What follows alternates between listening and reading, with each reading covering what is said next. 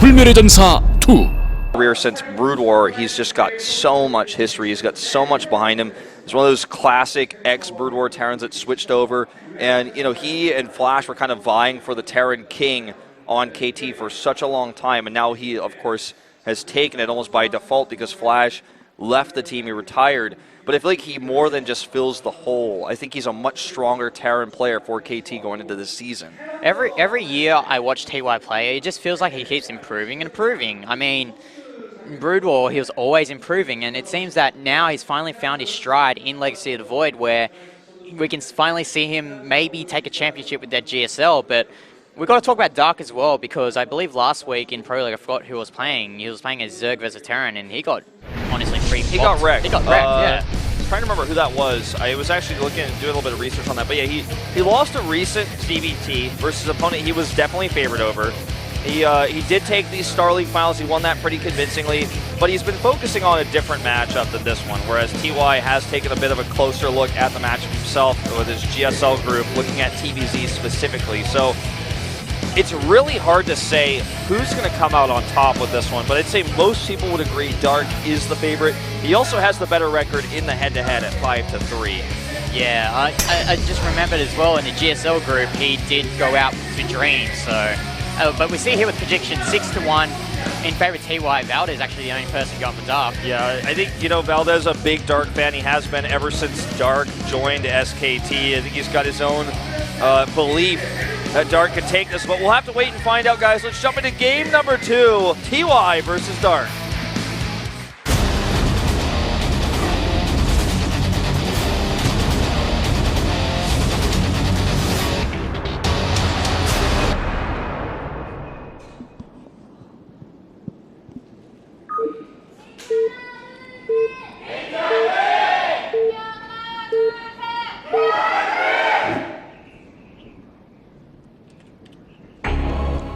Down here in the red for KT Rolster. They're Terran. It is TY.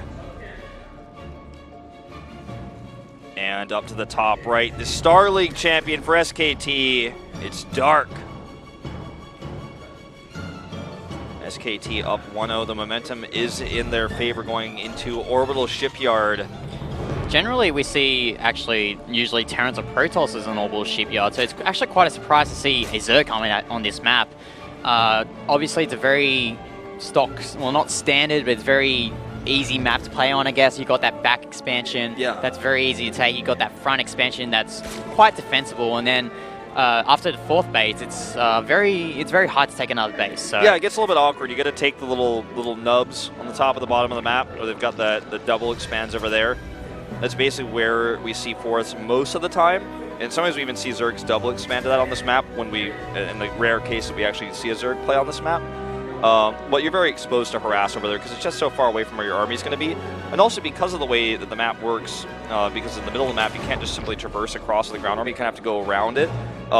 Sometimes we see if a player like a Zerg player moves out with a ground army on the wrong side, the opposite side of their base, and the Terran goes the other way, then you lose your base and you're kind of stuck out in the middle of the map. So it gets a bit awkward when we go late game.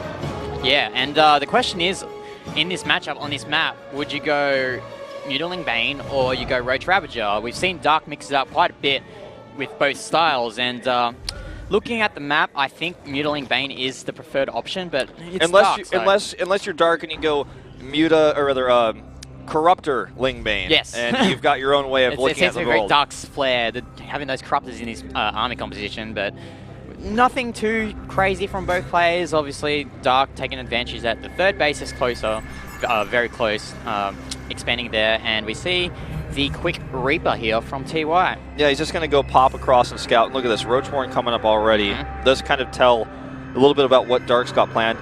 At first, when I saw this map in the lineup, when I saw Dark on it, I was a bit surprised, and I thought to myself, I'm thinking Nidus all in or something like that. I'm not feeling like he wants to play a straight-up game versus TY here. And, you know, I voted for TY, and I said that Dark was the favorite. I feel like when you look at recent results, most people do think Dark's the favorite, but I look at, I've been watching these guys play and casting almost every single game they've played in over the past few weeks, and I think TY is more on point.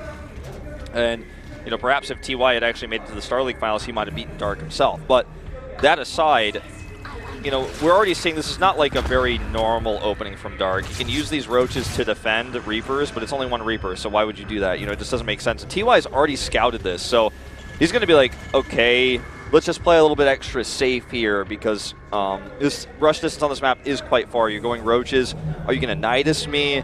I'm going to be ready for that too. He does have 2 Overlords obviously in position if that's what his plan is. Oh, he's even going to bunker as well, so he's being super duper safe with this defense here. As we see here, Tech Lab on that factory, he's actually getting Siege Tank here, so he definitely wants to be playing this really safely. And there's getting that starport as well, so probably wants to get that medevac out to try and do some harass with the tank if he doesn't really see anything coming in, as we see the first Ravager being morphed. Just one though, but look at that, 2 Overlords as he's supply blocked right now. Let's see what happens after that. That's really going to tell the story. Okay, first one's done. If we just see a big max of Roaches, we know it's coming. I think it's too obvious at this point though, and he's going to start 7 drones instead. He's also getting speed behind his free Zergling, so doesn't really want to commit fully to the Roach play, I guess. And we see here the Overlord being sacrificed here. Wants to see what TY is doing, and I'm pretty sure it's scouted at factory and starport, but he knows that TY is on his feet right now, so I guess Dark's feeling quite comfortable that there isn't any sort of crazy timing going on right now. Yeah, I think that he's kind of looked at this and said, well, if I was going to attack you with what I may have originally had planned, then it's just simply not going to work. You scouted me early, I couldn't deny your Reaper. He's already seen the siege tanks that have been planted, not only for safety, but they will be able to pressure a little bit. And he's going to go, well, I'll add a few Roaches. I'll help defend this Marine push that's coming across first. And he already confirmed it's not going to be Banshees or anything of the sort. He knows siege tanks are coming out. He checked everything. Ooh, it actually got up, but he didn't really see too much. And I'm loving this medevac play here from TY. He's not actually darting straight forward to Dark's base. He's actually clearing up these Overlords around the map that Dark has placed. And it's every little bit helps here for TY here, taking out those Overlords. Really does. All right, Lair coming up, Baneling Nest coming up. Looks like Dark really is going to be playing a more standard game here. The only thing not standard about it is he didn't get Overlord speed, and he had to sack an Overlord to scout. Queen will get sniped here by TY. Looks like 3 Marines will go down as a result. And now we have 2 tanks. And we've seen this style a lot in recent TVZs. I feel like TY can lead the charge on this. Gumiho's done this a bit recently. You just use the tank evac to push the creep back with a little bit of Marine support, and you just kind of try to deny creep, and any lings that come across, you trade efficiently versus them. And if it becomes that he loses all of his Marines, he can still have 2 tanks sieged up with these 2 medevacs. So it's just all about creep denial, maybe a few Queen snipes, and just being safe. You don't want to overextend here. Yeah, the goal here from TY is just to be really obnoxious to Dark, to deny that creep, as you said. And the most important thing, though, with this harassment is that you do not lose your medevac or tanks, because if you lose your tanks and the medevacs, then you're really far behind. Yeah, you just, I mean, a tumor or 2 is never going to be worth the tech units here. It may be worth a few Marines and a few hit points on those tech units, but you're always going to force a response. Dark is not really taking the bait, so to speak. He's continuing to drone, he's getting double upgrades. So now I'm comfortable versus this.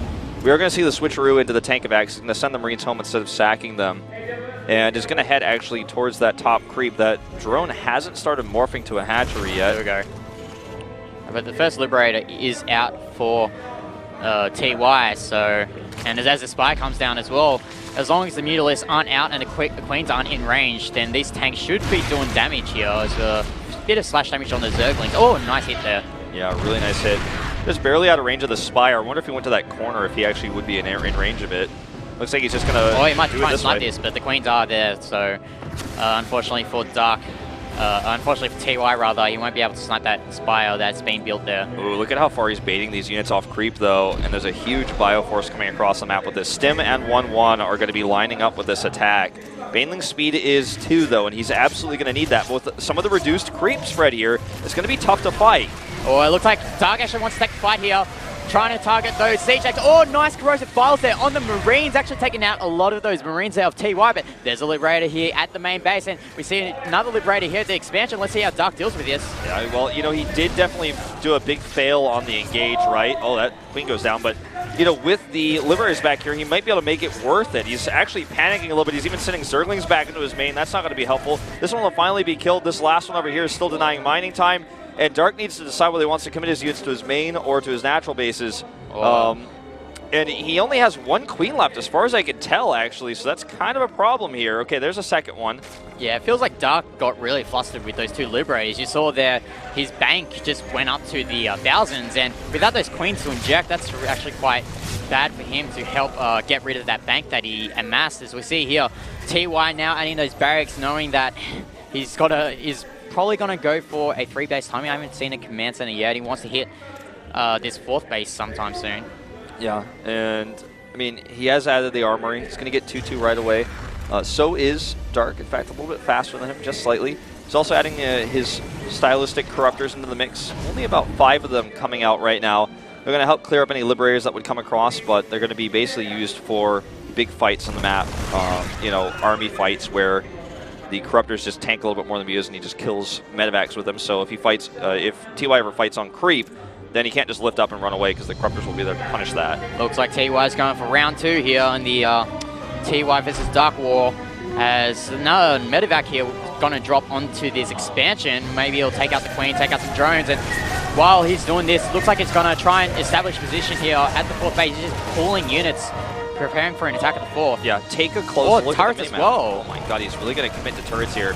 TY loves doing this. You see him do it in TVP, he's now doing it in TVZ. But this, like you said, was literally a pull. Almost like that was the tide that sucked a lot of Dark's units back into his main base. He's now trying to respond here with these Baneleys coming for a flank, but there's so much set up back here. I'm not sure that even a flank is going to be a good choice for TY, or excuse me, for Dark versus TY's army. Look at this, so many tanks here.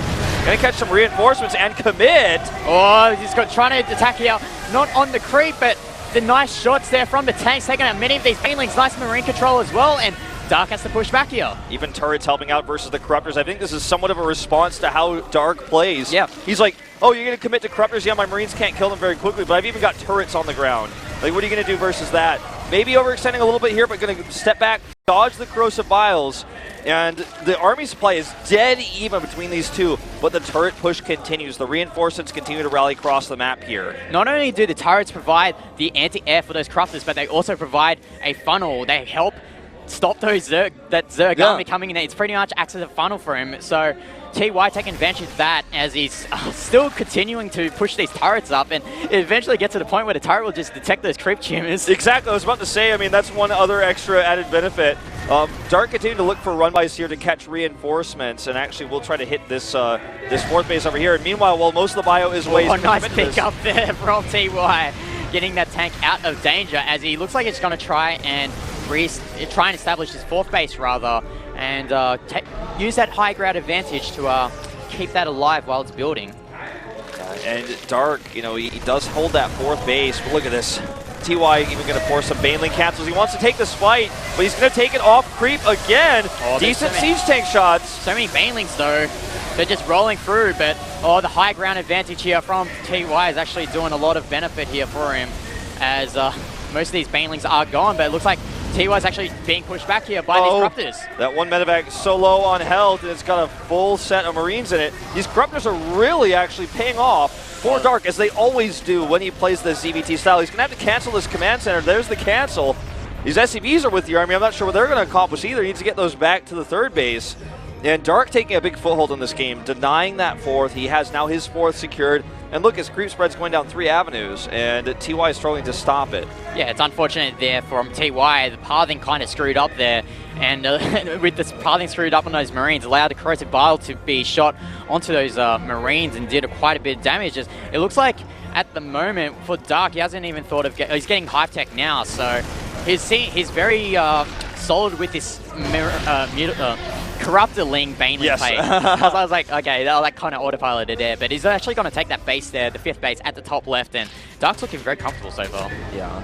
Now TY is going to move his main base over to the 4th base location. He doesn't have any more saturation there. He doesn't really need the gas. He's got 1,800.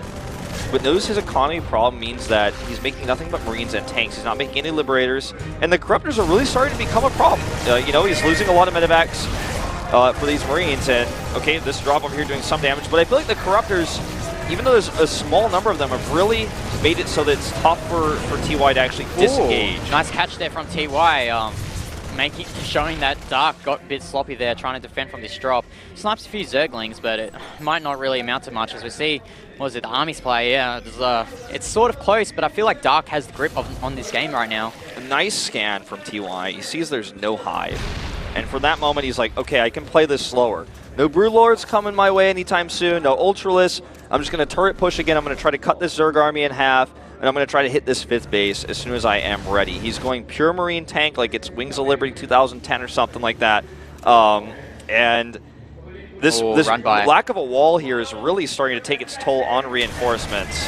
Oh, I think TY has to move back here. There's no way he's going to be able to defend all these Zerglings. But it looks like actually Dark going for a counterattack here. There's so many Marines on the ground and a good split here, and it's just so far off creep, and the turrets help against the Corruptors, but it's costing his reinforcements again because he had to actually turn back to fight. These Lings are getting 11, 12 SCVs, and also cutting off all of the reinforcements. A nice move there from Dark, cutting all the reinforcements, getting some SCVs, but he's actually using this advantage. And, oh, TY's moved back here with these Marines. The Siege Tanks need to target the Banelings. The Siege Tanks definitely need to target the Banelings. Looks like he will target as best as he can. Will save a lot of those Siege Tanks. Still a lot of Lings on the ground. There's not enough Marines here, and Dark is going to win this fight. And finally the reinforcements come back. And Dark cannot stick around here. He needs to actually keep his army alive. I like to send a small group of Lings to bring that bio away. Then he can actually rebuild. He's got a big bank, and he has that 5th base up. Honestly, I think these run-bys here from Dark is winning him the game. If he snipes... I thought I was going to say if he sniped the engineering bays or the armory or the barracks, then TY would be in a whole world of hurt because he's relying on these factories and barracks so much. Look at the supplies. It's really about the army here for TY right now. These run-bys did a lot for Dark, but now his army is somewhat weakened. He's making 8 more Banes right now, so he's going to have enough to hold, it looks like, the next following up attack. But if TY had maybe attacked a little bit quicker there, could have tried to capitalize on this. All the Corruptors stay alive. Again, Dark commits to these. They push the medevacs back. They never die. They're armored. They're not prioritized in fights because the Marines are going to prioritize the ground army. And TY is setting up for that attack. He has a lead in the army supply. Looks like he might wait for 2 more tanks. He still hasn't walled his base. And look at this. Dark is coming in again. These run-bys are just, well, it's killing you for Dark right here. It's taking advantage of the fact that these reinforcements cannot catch up with the main army of TY. And TY must be feeling heat right now because he needs to take out that 5th. It looks like Dark is coming in with these Banelings. Big splits, though, from TY already. And he's going to have to fight off creep. It looks like this may be too much. This time the Zerg army will eliminate the last of the siege tanks here. And those are the expensive units that TY cannot replace. And here come the Corruptors to clean up the medevacs. There's nothing left really on the ground for TY. All of his reinforcements had to stop again. And look, he scans now the 6th base over at the 3 o'clock expansion that he can't do anything about right now. He doesn't have a single Marine to spare to send over there. And then that's it. GG! Dark takes it. And this may be a fast night after all. Wow.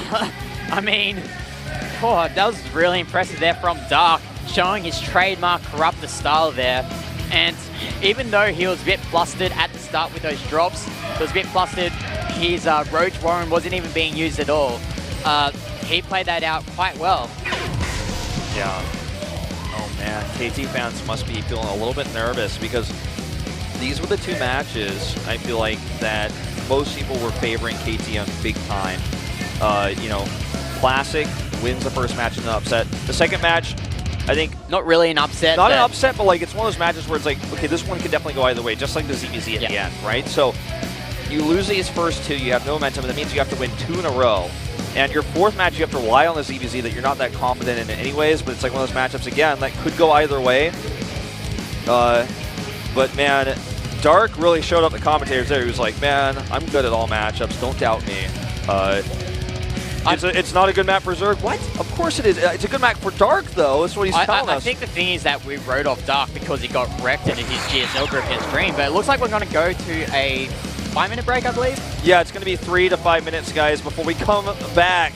We're going to take that break, but when we do, it will be Stats versus Innovation for game number 3.